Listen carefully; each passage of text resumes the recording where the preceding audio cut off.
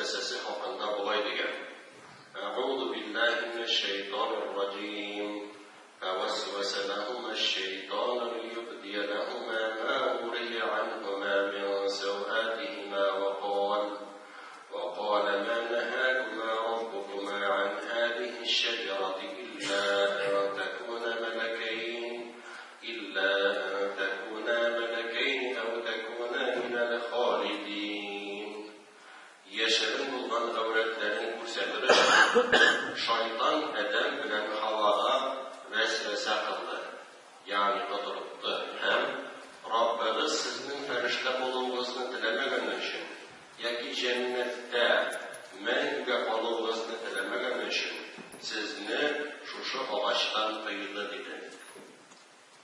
Allah Teala devam edip aytgan: وَقَاسَمَهُمَا إِنِّي لَكُمَا لَمِنَ النَّاصِحِينَ.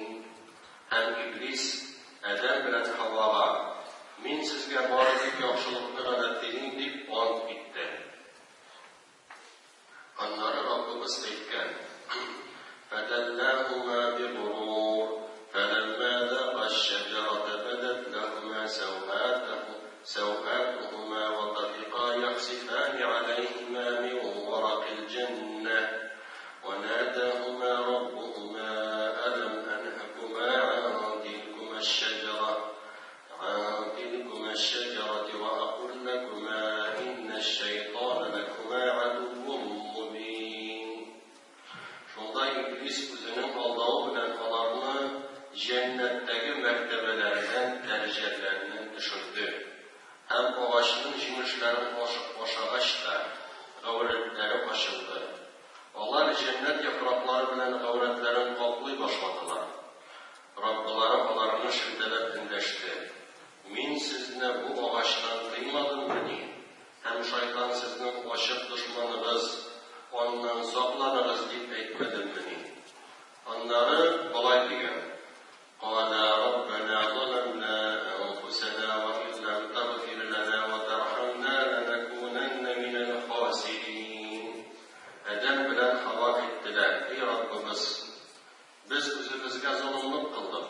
Eğer bizning günahlarımızını yarlıqamasan, hem rahmet kılmasan, elbette hasretde, baxtsizlikda buluruz. Allah Teala aytgan: قَالَ اهْبِطُوا بَعْضُكُمْ لِبَعْضٍ عَدُوٌّ وَلَكُمْ فِي الْأَرْضِ مُسْتَقَرٌّ وَمَتَاعٌ إِلَى حِينٍ. Siz bir-biringizge düşman bulgan halde jirge düşübüz. Sizge jirde duracak urun, hem ecelingizge kadar faydalana turgan nerse var. Rabbimiz şuna edip atamız Adem hem anamız Havva misalında şeytan vesvesesi bizni nindi ükenişli halge getirgen mümkün ikeni anlatkan. Vesveselik Arap dilinde ekrin edip başından işitilgen, başından indeşilgen tavuşka aytiler. Şulay şeytanın Adem balasını tuturduğunda vesveselik atıylar. Valimlerimiz İslam şeriatında vesvesege tümendeki anlatma birgenler. Vesvese bu şeytanın müülge solgan nefseleri. Vesvese bu odaştırı maksatı bilen bulgan yeşirin söz. Vesvese bu kişiye bulganan işitirle gidip yeşirin revişte, yeşirin tavuş bilen solungan nerse. Yeki tavuşsuz gidip şeytanın bendeni kıtırtığı. Vesvesenin türlerine kelgende Rabbimiz boy diyen: Minel cinneti ven nas. Bu vesvese kılmışı şeytan cinlerden hem kişilerden. Eğer edemi şeytanlarının kıtkuları kulak bilen işitirlik bulsa, cinlerden bulan şeytanlar yaşırın revişte, kumulga kıtkı salıp bızıklıkka indiler. Şeytan kıtkısının zararı küttürler. Şulay da bir nişesin qarab tutib. Birinchisi, vesvese şiklenuga getirer. Allah'ta şiklengen kişi dinden çıkıp kafir bulan. Bu haqda Sahih Müslim'de Abu Hurayra radıyallahu anh'dan şunday hadis rivayet kılıngan. Rasulullah sallallahu aleyhi ve sellem aytgan: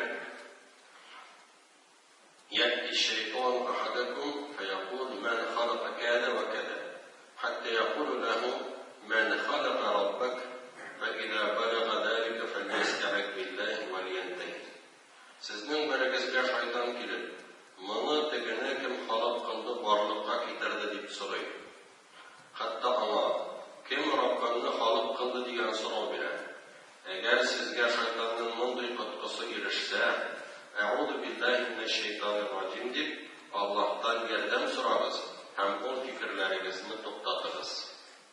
Икенчесе, вәсвәсә кешенең үзенә һәм башкаларга карата булган ышанычын бетерә. Шайтан коткысына бирелсәң, тәһарәт алуы да, намаз укуы да авырлаша. Сахих Бухарида Абдулла ибн Зайд ибн Асим радиллаһу анһудан риваят кылынган хадистә әйтелгәнчә, бер кеше Аллаһның илчесе алейһиссәламга килеп, намазда тәһарәт бозылу шиге булуына зарланган. Ул намазны туктатырга дип сораган. Шунда Пәйгамбәрбез саллаллаһу алейһи ва саллям аңа: «Ла хатта ясма'a саутан ау яҗида рихан». Юк, хатта җирнең тавышын ишеткәнчә, ягъни яки исен тойганчы дип әйткән. Ягъни тәһарәт бозылган инде белгәч кенә, әлбәттә инде намаз туктала. Шайтан бәндәләрнең күңеленә коткы салып, бер-берләренә карата шикләнү, начар уй сала. Моңа дәлил итеп, Сахих Бухарида һәм Сахих Муслимдәге Али ибн Хусейн радиллаһу анһудан риваят кылынган хадисне китерергә була. Аңа Пәйгамбәрбез алейһиссәламның хатыны София анабыз шушы вакыйганы сөйләгән. Расулуллаһ саллаллаһу алейһи ва саллям Рамазанның ахыргы 10 көнендә мәчеттә иртикаф кылганда хәлен белер өчен София анабыз аның кырына килгән. Бер никадәр вакыт сөйләшеп утырганнан соң ул торып кайтырга юнәлгән. Шунда Пәйгамбәр алейһиссәлам да торып аны узатырга чыккан. Умму Сәләмә ишеге янында урынлашкан мәчет капкасы кырына килеп җиткәч тә, ансарлардан булган ике кират Расулуллаһ алейһиссәламгә сәлам биреп үтеп киткәннәр. Ягъни тиз генә үтеп киткәннәр. Шунда аларга: «Ала рисликума иннама хия София бинт Хуяй». Ашыкмагыз, бу бит София бинт Хуяй дигән. Алар авысынып, «Субханаллаһ, Аллаһның илчесе» дигәннәр. Һәм шунда Пәйгамбәрбез саллаллаһу алейһи ва саллям әйткән: «Инна шайтана яблугу мин Адама مبلغ الدم وإني خشيت أن يحدث في قلوبكم شيئا». Шынныкта шайтан Адәм баласының кан тамырларын буйлап тарала. Икенче риваятта йөри дигән. Һәм мин күңелегезгә начар фикер салмасын дип капаландым. Хадистан аңлашылганча, Расулуллаһ алейһиссәлам сахабалар күңеленә шайтан коткы салмасын өчен, вәсвәсә салмасын өчен, шунда ук карындагы хатын-кызның үз хатыны София икәнен хәбәр иткән. Шулай итеп, шайтан вәсвәсәсенә урын калдырмаган. Өченчесе, шайтан вәсвәсә кылып, кешенең гыйбадәтенә зарар китерә. Бу хакта Сахих Бухари һәм Сахих Муслимдә Абу Хурайра радиллаһу анһудан риваят ителгән хадистә Пәйгамбәрбез саллаллаһу алейһи ва саллям әйткән: «Намазга чакырылган вакытта азанны ишетмәс өчен шайтан җирдән чыгарып кача.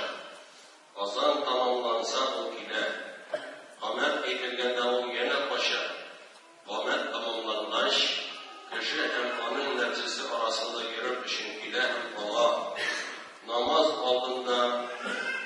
алдыннан уйлап карамаган, моны исенә төшер, тегене исенә төшер дигән фикерләр сала. Һәм кеше шул хәлдә калып, ничә рәкъәт укыганын да белми. Мондый очракта намазда ялгышкан вакытта ахырда сәҗдә исәһү, ялгышлык сәҗдәсен кылырга кирәк. Сахих Бухарида Абу Хурайра радиллаһу анһудан риваят кылынган хадистә Расулуллаһ саллаллаһу алейһи ва саллям әйткән: «Сезнең берегез намазга басса, шайтан килеп аны котырта башлый, хәтта ул ничә рәкъәт укыганын да белми. Бу хәл булса, укыган килеш 2 сәҗдә кылсын». Һәр кешегә Раббыбыз 2 аерылмас иптәшне, каринне билгеләгән. Бу турыда Сахих Муслимдә Абдулла ибн Мас'уд радиллаһу анһудан риваят кылынган хадистә Расулуллаһ саллаллаһу алейхи ва саллям булай дигән: "Ма минкум мин ахад илля وقد وكل به قرينه من الجن وقرينه من الملائكة قالوا وإياك يا رسول الله قال وإياي إلا أن الله أعانني عليه فأسلم فلا يأمرني إلا بخير." Сезнең һәрберегезгә җиннәрдән булган карины аерылмас иптәше һәм фәрештәләрдән булган карины билгеләнгән. Карин ягъни аерылмас иптәш дигән мәгънәдә. Сиңа да эй Аллаһның илчесе дип сораганнар. Ул: "Әйе, илля мәгәр Аллаһ Тәгалә миңа аны җиңәргә ярдәм бирде. Ул ислам динен кабул итте һәм хәзер мине яхшылыкка гына өндә" дигән. Адәм баласының күңелендә төрле уй-фикерләр барлыкка килә. Кайсы бире шайтаннан, икенчеләре фәрештәләрдән. Ничек аерып буласың уларны? Бу сорауга җавап итеп, Тирмиздәге һәм Ибн Маҗәдәге Абдулла ибн Мас'уд радиллаһу анһудан риваят кылынган хадисне китерергә була. Аллаһның илчесе саллаллаһу алейхи ва саллям әйткән: "Чынлыкта Адәм баласына шайтан һәм фәрештә югынты ясый. Шайтанның тәэсиренә килгәндә ул бозыклыкка чыгара һәм хакны ялганга чыгара. Фәрештәнең тәэсиренә килгәндә ул яхшылыкка чыгара һәм хакны дөрескә чыгара. Кем үзендә моңа охшаш нәрсәне тапса, бу Аллаһтан икәнен белсен һәм Аллаһны мактасын. Кем башкасын тапса, "Аъуду биллаһи минеш шайтанир раҗим" дип Аллаһтан ярдәм сорасын. Аннары ул шайтан сезне садака бирсәң факир буласың дип куркыта һәм фәхиш харам булган эшкә өнди дигән аятны укыган. Шайтан вәсвәсәсе килешкәндә Аллаһны зикр итү ул тақвалы мөэминнәрнең сифатларыннан. Раббыбыз Әл-А'раф сүрәсенең 201 аятында булай дигән: "Иннал-лазина тақау ида массахум таифун минеш-шайтани тадаккару фа-идахум мубсирун." Әгәр тақвалы бәндәләргә шайтан куркысы кагылса, алар Аллаһны зикр итәләр, аның әмерләрен һәм тыюларын исләренә төшерәләр. Шунда алар хак, туры юлны күрәләр һәм шайтан вәсвәсәсеннән котылалар. Күрүлешчә, шайтан зарарыннан Аллаһ Тәгаләне зикр итеп, Раббыбыз кушканнарын үтәп тыйганнан тыелып, аннан ярдәм сорап кына котылып була. Ибн Аббас радиллаһу анһу Нас сүрәсендәге "Әл-Васвасул Ханнас" дигән аятны тәфсир кылып әйткән: "Әш-шайтану җаһимун ала qalbi ibn Adam, fa-idha saha wa ghafala waswasa, fa-idha dhakara Allah khamasa." Шайтан Адәм баласының йөрәге өстендә яшеренеп ята. Әгәр кеше онытылып гафләт, игътибарсызлыкка бирелсә, шайтан аны вәсвәсә кылып начарлыкка котырта башлый. Әгәр кеше Аллаһны зикр итсә, ул кача, яшеренә. Аллаһны зикр итү шулай ук зур саваплы гамәл. Сахих Бухаридә һәм Сахих Муслимдә Абу Хурайра радиллаһу анһудан риваят кылынган хадистә Расулуллаһ саллаллаһу алейхи ва саллям әйткән: "Кем Аллаһтан башка илаһ юк, ялгыз ул, аның тиңдәше юк. Бөтен патшалык аныкы, барча мактау аңа. Ул бөтен нәрсәгә кадир, көчле итүче" дип көненә 100 тапкыр әйтсә, "Ла илаһа иллаллаһ вахдаху ла шарика лаһ, лахул мулку ва лахул хамду ва хува аля кулли шайин кадир" шушы доганы әйтсә, аңа 10 колны азат иткән кебек савап булыр. Аңа 100 савап язылыр һәм аның 100 гөнаһы җуелыр. Һәм ул көнне кичкә тиклем аңа шайтаннан саклау булыр. Саклану булыр һәм аннан яхшырак гамәл кылучы булмас, мәгәр аннан күбрәк кылучы булса.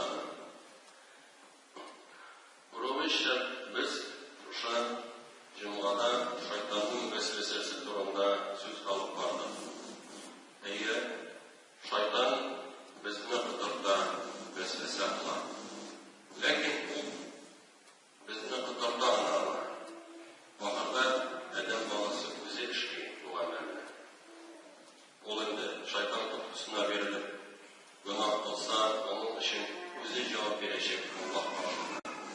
Şunun için de şeytanla ayetlerle gerek yok.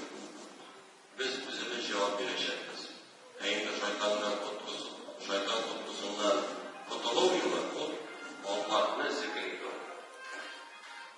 Allah-u Teala barchalarımızga da iman, tavfik baylıkları verip dinimizden nık kılsaydı. Hadisi, который передает Ибн Мас'уд радийаллаху анху, посланник Аллаха, саллаллаху алейхи вассалям, сказал: у каждого из вас есть свой неразлучный товарищ из числа демонов и товарищ из числа ангелов. Сахаба-сподвижники спросили: и у тебя, у посланника Аллаха? Он ответил: и у меня, но Аллах помог мне совладать с ним, и он принял ислам и побуждает меня только к хорошему. Два неотлучных товарища из числа ангелов и из числа джиннов действуют на человека. Пророк мир ему сказал: поистине и шайтан, и ангел влияет на человека. Что касается шайтана, то он внушает злые мысли и неверие в истину. Что же касается влияния ангела, то он внушает ему добро и веру в истину. И пусть тот, кто почувствует в себе нечто подобное, знает, что это от Аллаха. А кто почувствует в себе нечто иное, пусть обратится к Аллаху за защитой от проклятого шайтана. После чего посланник Аллаха, алейхиссалям, прочитал аят: шайтан угрожает вам бедностью и велит творить мерзость. Аллах же обещает вам прощение от него и милость. Только посредством зикра, поминания Аллаха, выполнением обязательств перед Всевышним, прося помощи от Него, мы можем обезопасить себя от наущений сатаны. Всевышний в Коране сказал: воистину, если богобоязненных людей коснется наваждение от сатаны, то они поминают назидание и прозревают. وأقول قولي هذا وأستغفر الله لي ولكم ولسائر جماعة المسلمين إنه هو الغفور الرحيم السميع الدعاء.